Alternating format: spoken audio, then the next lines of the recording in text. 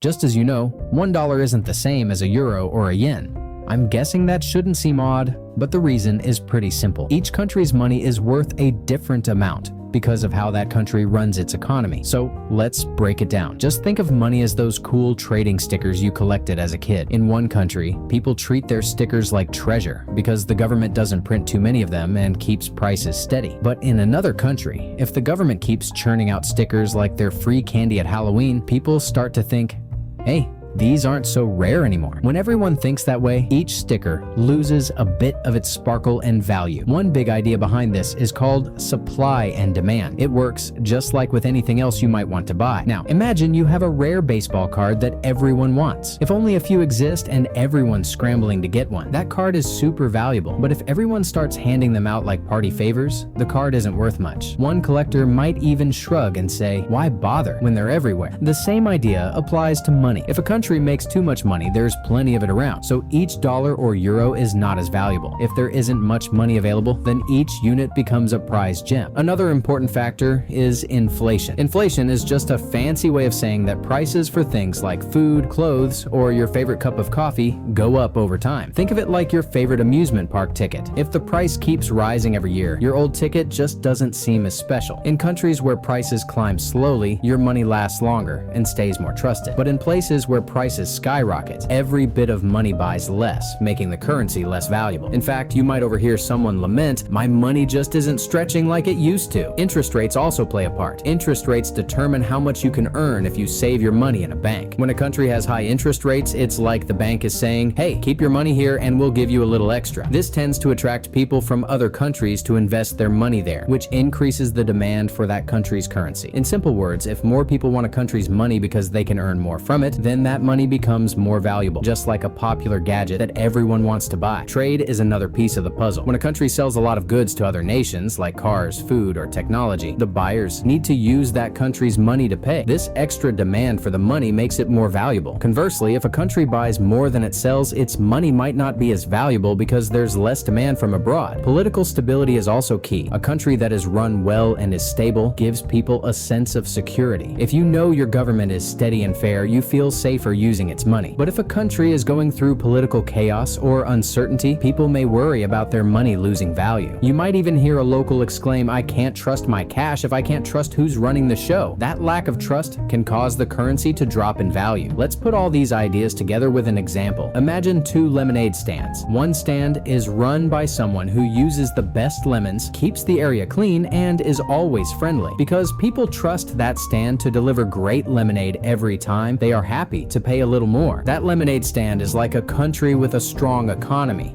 Its money is trusted and valuable. Now, imagine another stand that is messy, sometimes uses lemons that aren't so fresh, and is a bit unpredictable. Even if the price is lower, people might not want to buy from it because they aren't sure they'll get good lemonade. As one customer might say, why risk it when I can get quality elsewhere? This stand represents a country with economic problems or high inflation, where the currency isn't as valuable. Each country's money also comes with its own history. Some currencies have been around for a very long time and have built up a reputation for being reliable. This long track record makes people feel safe using them, even when there are ups and downs in the economy. It's like hearing someone remark, I've trusted this money my whole life, it's proven its worth. So why do different currencies have different values? It's all about trust, supply, demand, and how well a country manages its economy.